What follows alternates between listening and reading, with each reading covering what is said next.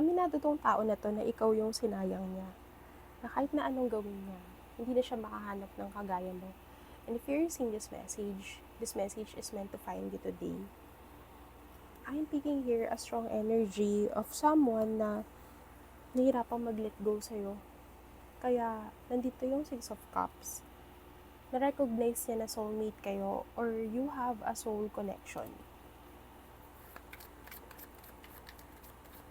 Actually, your person is trying to admit his mistake or her mistake, pero sawa ka na, ayaw mo na. Nakikita ko dito sa Knight of Swords na pinipilit niyang makipag-communicate sa'yo. Pero ikaw, ayaw mo na siyang pakinggan.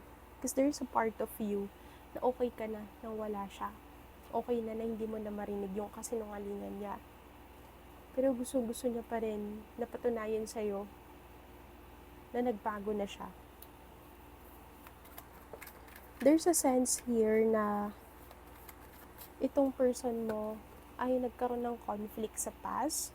Pwedeng nagkaroon siya ng other options or naging open siya sa ibang tao. Tapos na mismanage niya yung love connection ng dalawa. In other words, hindi ka niya naalagaan. And that is the reason why you feel so sorry, you feel so sad lately. Kasi alam mo yung you're almost there.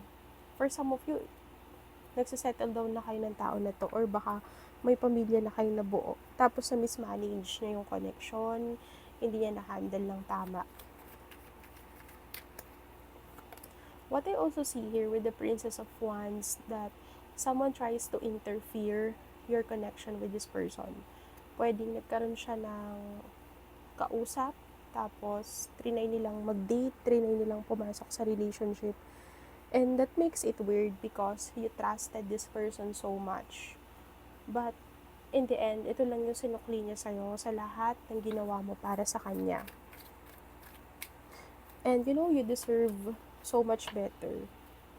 We have here the Sun card. I can see here that you're trying to move on. Pero, ang hirap-hirap kasi hindi ka makawala sa nakaraan nyo. Parang kang minubulto, parang there's always a memory na bumabalik-balik sa pagitan yung dalawa at hindi mo siya makalimutan. Ginawa mo naman lahat. And nakikita ko dito yung full effort mo na mag-let go. Kaya lang, lagi na lang siyang bumabalik sa isip mo na hindi ka na makamove on. We have here the Seven of Wands. So, I'm seeing that there will be a communication coming for you and this person.